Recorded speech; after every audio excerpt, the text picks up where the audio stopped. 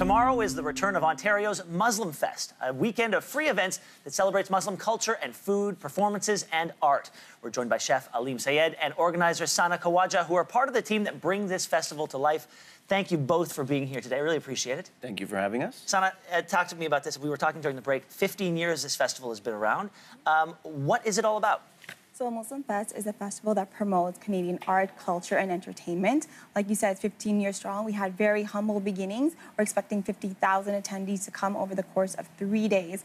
So we're all about celebrating diversity, culture, entertainment, and bridging the gap between Muslims and non-Muslims alike. Well, we're going to talk about that gap in just a few minutes, but let's talk to the chef. You've got a food truck. You're going to be serving food at this thing. Yes, we Talk are. to me about what kind of food people are getting at this fest.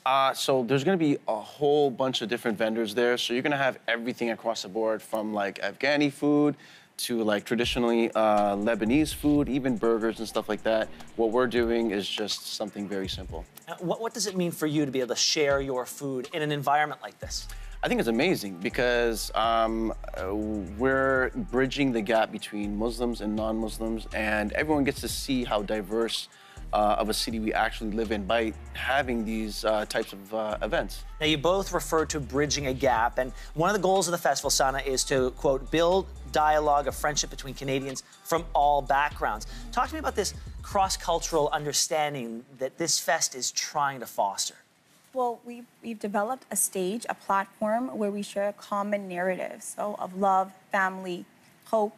And when we come together, is that we have an understanding of each other, and we build forward from there through the language of art, humor, and culture. See, it's wonderful that in a moment like this, at a festival like this, that we do things like that. But I always find that at issue is when we face tough times, that we go back to what this festival is trying to foster. You know, in moments when there is violence in the city or when there is a crisis, that's when a lot of people retrench into old ways of thinking. And you guys want to make this cross-cultural understanding the norm, no matter whether it's a bright sunny day in a park or it's a day when the city is feeling a pressure.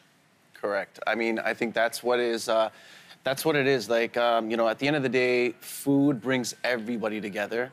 And this is one of the ways that, you know, this is one of the festivals that we're going to do, and hopefully that's going to help all, like, the city come together. And it's called MuslimFest, but we got to remind people that for this to work, people of all faiths are invited. Exactly. Absolutely. Those with faith, those without faith, everyone's invited. And again, it's just about getting to know each other and celebrating the unity of the Canadian diversity that combines us all together. MuslimFest, 15 years strong. Here's to another great year and to 15 more. Thank you both for being here. Thank you very much. Thanks for having us. And MuslimFest kicks off tomorrow in Mississauga, Ontario.